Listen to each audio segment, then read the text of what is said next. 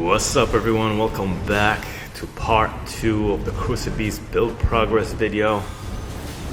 After picking up everything, I'm gonna just pick up where we left off from the last episode. So after picking up the armor set and Ordovus's gray sword that's now at your disposal, you want to make your way to these guys right here. You want to get the great arsenals, charm talisman thingy that increases your equip load by a lot. I think it's almost 20%, I believe.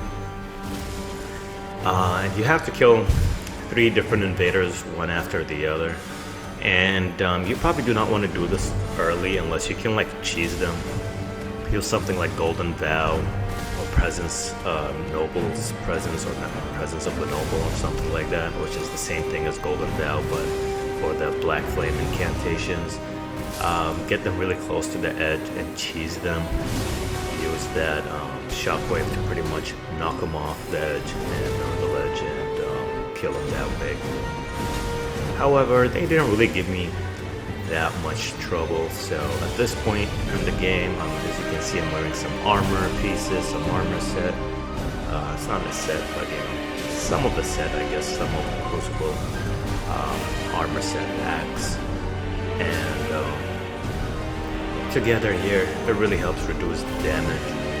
And once you kill them, you'll be able to finally almost equip everything. You do need to have at least 21 endurance if you want to equip everything at this stage. See here, I tried different things. I'm wearing the helm, taking off the armor piece, taking on this red wolf of the champion. Just pretty much like the red wolf of Radagon or whatever, the one that you fight in Lucaria or whatever it's called, right before Renella. So not too hard there, but I just wanted to run around, get some start farming some runes so I could level up and all of that. Here, as you can see, we're fighting the Black Knight Assassin, not really giving us much trouble here. The damage that he does is pretty weak. And as you can see, we're wearing almost a full set at this point, and we are going to do that pretty soon. I wanted to make sure I am leveled enough to wear everything before I fought Morgoth. And I achieved that, of course, by running around and killing a bunch of these bosses that they have here in Caelid as well. I do believe that you need to get a tier here for your Wondrous Physic from this guy.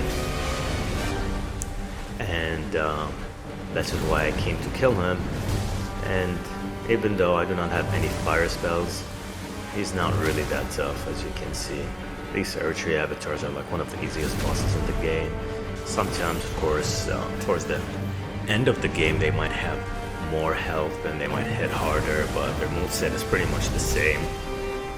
Some of them have, they're just different variants, which is nothing exciting. It's the same tree, but this one spews out rot every time it jumps, like farts in your face or something, whatever. But that's the only major difference that I know about. Regardless though, you want to make sure you kill all these bosses here, especially if you're doing a brand new, fresh start playthrough. You're going to need as much XP as you can get, as fast as you can get it, so you can reach level 100 by the time, let's say, maybe you're a fire giant or around there, or immediately after the fire giant before you fight Malekith, let's say. You want to get to level 100 by the time you're close to the end game. It will just simplify your life. And as you can see here now, we're fighting the Flying Dragon Grail, and I'm just abusing the Stone of Garank here.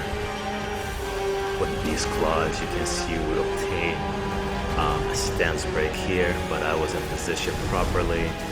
I know I was going to get stuck pretty much and not be able to deal any damage to him, or not be able to at least critically hit him, so that's why I went for the aspect of Crucible Tail. I thought it made a lot of sense. It deals more damage than Horn. Horn is really good, mainly against invaders or just smaller bosses like Renella and Melania. The Old Man, Sir Gideon Ofnir is also another good option. that you can use this against. Just any boss or any enemy that you can toss up into the air with your aspect of the Crucible Horn is a great boss to use it against. Even bosses that you can't toss up into the air, because that incantation deals a lot of poise damage, so you probably want to use it as often as you can, or as oftenly as you can. So keep that in mind, guys. And here I try to use Beastling a bit. As you can see, Beastling is dealing a decent amount of damage. You know, taking into consideration how fast you can cast it, the animation is really short.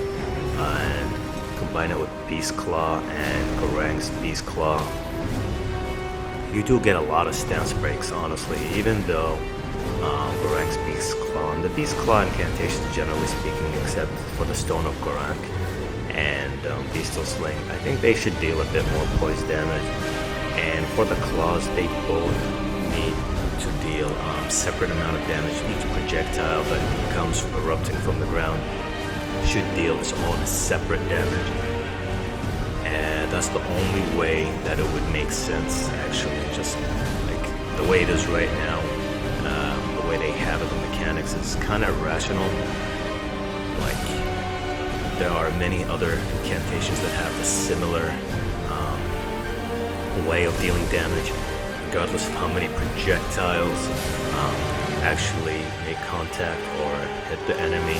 It still would count as if, like, whether all of them hit the enemy or only one of the projectiles hits the enemy, it will count to deal the same amount of damage. Alright, that's all they're gonna do. You're gonna do 500 whether one or all of them hit the enemy, and that should be changed, where each projectile maybe deals a bit less damage, but each projectile deals its own separate damage, as I have already mentioned.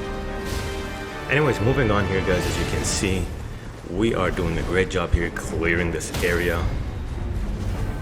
Most of these bosses and enemies are not even going to give you any issues if you have experience in the game. Do not forget, guys, I have beaten this game at least a dozen times by now. Over a dozen times, I'm pretty sure we're like at 13, 14, maybe nearing 15. So I do have a lot of experience in this game. I got nearly 1,500 hours dumped into this game. And it might feel different if this is your first playthrough. You might feel like you're struggling a bit more, but you do need to play this game. You do need to, like, you know, gain experience, learn the boss mechanics and all that for you to perform much better. Unless you go for one of those builds where you can, like, use I don't know, one of those sorceries like Meteorite of Estelle or anything like that to, like, one-shot bosses, then maybe you don't need a lot of skill for that. But even then, like, you probably need to know when to use it. So you still would have to have at least a very basic understanding of the boss mechanics for all the bosses you fight, at least all the major ones. Anyways, guys, as you can see here, this is where aspect of the horn, or aspect of the Crucible Horn rather, I'll just call it aspect horn for now. Aspect tail, aspect breath, that's it. It just makes it shorter and easier. So this is where they're really useful, is against these creatures right here. These invaders, again, like I've been mentioning, smaller creatures. And like, as you can see, knocked him back, but I don't think that was fully charged. This one is fully charged, knocked him up into the air, just, you know, flipped him right into the air like that, go for the tail. And even though I do not have a lot of health here, and I should be focusing on recovering health, I just wanted to finish this guy off, so I got kind of lucky, because like, if he attacked me 1 or 2 good hits, he would have killed me for sure, but it worked out the way I wanted it to. Here, as you can see, even though inflicts rot on me, that tick is not doing that well, mainly due to my Beastal Vitality incantation helping me recover health and allowing me not to worry about drinking a health pot. As you can see here, I go for it just in case, but I could have probably taken him out without going for that flask. And here, as you can see, the Beast Claws, they can be easily dodged even by NPCs and stuff like that. This is part of the reason I'm saying they need to at least increase the damage on those beast claws, and Gorank's beast claw make him deal massive poise damage at the very least, as I've been having problems dealing damage or even poise damage to most enemies using those. But out in the open world where you are surrounded by enemies, and Gorank's beast claw is nice, and just beast claw incantations generally speaking are a bit nicer when you're surrounded by enemies, nicer than the Crucible tail. They do stagger smaller enemies much faster than they do bosses, and that is why I usually use them out in the open world a bit more, even though I do use beast claws and Gorank's beast claw against bosses as well. Just I don't think it's worth using it because you deal very little damage, and the mana cost and P cost is quite high for Gorank's beast claw. Beast claws is pretty low, but still I feel like there has to be something done about it. It's either each projectile does its own damage, or they just massively increase the damage and poise damage that it does right now. That's the only way. As you can see here, Gorank's beast claw not dealing that much damage, not even 400 damage there, so it is kind of sad. And even though I have the seal for it, I have the build for it, I have the right stats for it, those incantations are still not dealing well. Look at that. For example, I already hit him once with it, I hit him twice. He should have been stance broken there, honestly. This is a small creature. I end up killing him before stance breaking him, so as much as I wanted to make those beast claw incantations work, honestly, other than the Stone of Gorank and Beast of Vitality, the other three are alright. They're very situational. In some situations, in those specific situations, they will perform really good, but other than that, then you're probably better off just relying on your Crucible or aspects of the Crucible incantations. As you can see here, it deals decent poise damage. A few rock slings, Stones of Gorank combined with beast claws ended up stance breaking this frenzied giant here. So as you can see, I'm going for beast claw again. Dealt decent amount of poise damage, so much so that I took about three charge attacks and one regular attack, but I am not two-handing my weapon here, so I'm dealing less poise damage than I normally would. I go for a horn here to try it out, deals a decent amount of damage, over 1k, and then I finish him off with aspect tail. This guy again is one of the only guys I actually use aspect breath on, and against invaders and against multiple weak enemies, smaller sized enemies, this aspect of the Crucible breath is amazing. So you can depend on it out in the open world. I just wouldn't use it against any of the main bosses like Godfrey or Radagon or any of those. Anyways, we are reaching the final boss for this build progress video, guys, and after that we're gonna have the build guide come out in just a few days, guys, so I hope you're looking forward to it as much as I am. I really enjoyed this build, and I believe I will be using this build for once the DLC comes out to beat the game as a level 100. So it's gonna be interesting.